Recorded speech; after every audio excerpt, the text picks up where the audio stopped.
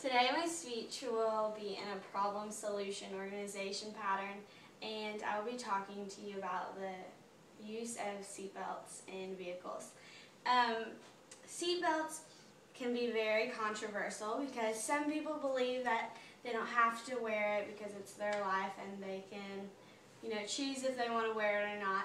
And for other people, it's always a must and they put it on even if they're parked, not even leaving yet. But I guess it can go hand in hand. You think that it's your own decision and that's how you decide if you want to wear it. People that don't wear seatbelts are basically just endangering themselves, and typically they're not going to really hurt another person if they're not wearing their own seatbelt. But it's up to them. However, wearing a seatbelt is very important, and motor vehicle accidents can be deadly and devastate many families every day. So today I'll talk to you about the importance of the use of seatbelts and persuade you to always wear yours. Let's begin by discussing the horrible statistics that are out there about automobile accidents right now. Did you know traffic accidents kill 50,000 Americans every year and injure a total of 3.5 million? According to BubbaSavesLives.org, 1 out of 3 people will at least be involved in an accident in their lifetime, sometimes more than once. The National Traffic Highway Administration estimates that a total of 13,000 lives could be saved if they were wearing a seatbelt yearly.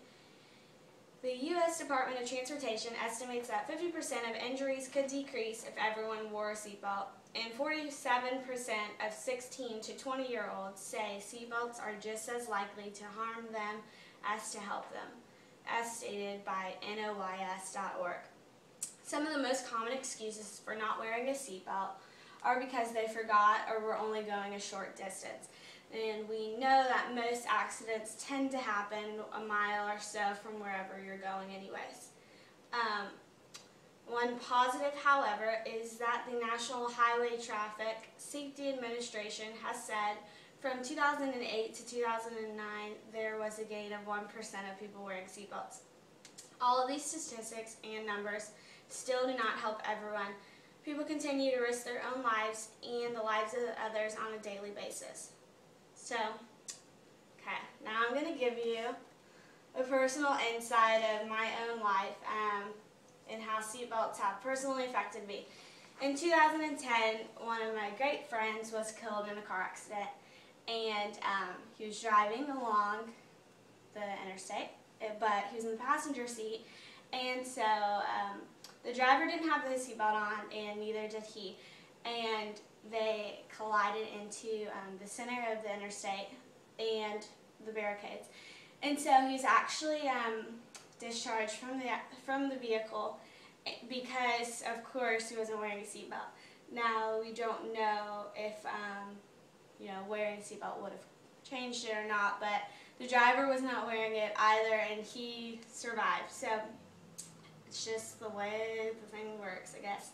But the devastation that was left behind affected so many people and so many friends. And one thing that's great about high school students is that they tend to come together in a time of something like that because you're affected so personally when it's someone so young.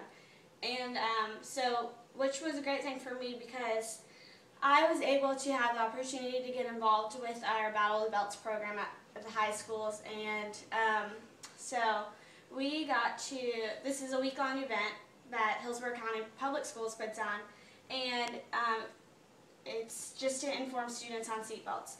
And so every year that program is more evolved, and there's more different things that they do, like they put lifesaver candies on everyone's cars. It's a really cool thing just to tell everyone, what's going on. And so the problem with high school students especially is that they believe that they're invincible, and I think it definitely goes for guys. They think that they can just drive fast and not be harmed. But again, the numbers prove otherwise. TeenDriveSource.com says teens ages 16 to 20 had the lowest number of seatbelt use. In crashes last year, 56% of teenagers were not wearing a seatbelt. Teen drivers also more concurrently buckle up when they are the passengers.